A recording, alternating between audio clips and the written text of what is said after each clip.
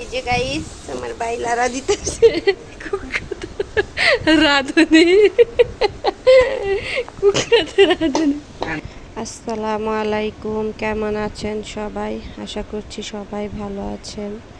আবারও নতুন একটা ভিডিও নিয়ে চলে আসলাম। এখানে দুই ভাই বোন মিলে খিচুড়ি রান্নার প্ল্যান করতেছিলাম।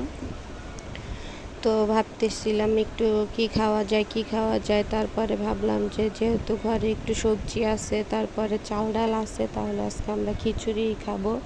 তো যেই কথা সেই কাজ, খিচুড়ি রান্না করার জন্য আমি চাল ডাল ধুয়ে নিছি, আর আমার ভাই এই যে সবজিগুলো কাইটা নিছিল। আর আমরা তো বাটা মশলা খাই, সবাই জানেন।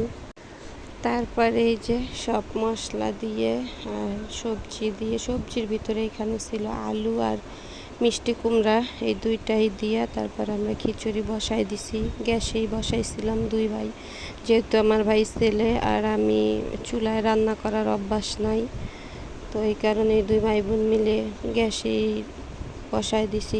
কারা কারা ভাই বোন মিলে এইভাবে হুটহাট প্ল্যান করেন তো অবশ্যই কমেন্টে জানাবেন। আমার তো যখনই মন চায় আমার ভাইরে ডাইকা নেই আমার শ্বশুর বাড়িতে, যে আসো বা ভালো লাগে না।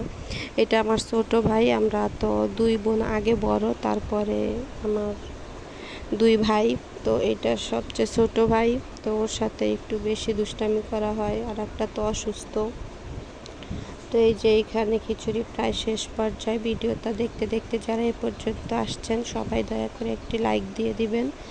আপনাদের একটা লাইক আমার ভিডিওটা আরও 10 জনের কাছে পৌঁছে দিতে সাহায্য করব। তো এই যে খিচুড়ি আমরা বাগার দিয়ে ফেলছি। আমরা খিচুড়ি রান্নার পরে আর কি বাগার দিই অনেক জায়গায় একসাথেই বসায় দেয়। তো খিচুড়ি খাওয়ার জন্য যেহেতু হুটহাট প্ল্যান, এই জন্য এখানে আমরা রসুন মরিচ ভর্তা বানাই নিব। এই কারণে আমি রসুন আর মরিচটা টাইলা নিতেছিলাম। তো এ পর্যন্ত যারা ভিডিওটি কষ্ট করে দেখছেন সবাইকে অনেক অনেক ধন্যবাদ। দেখা হচ্ছে নতুন আরও কোনো একটা ভিডিওতে। সে পর্যন্ত সবাই ভালো থাকেন, সুস্থ থাকেন।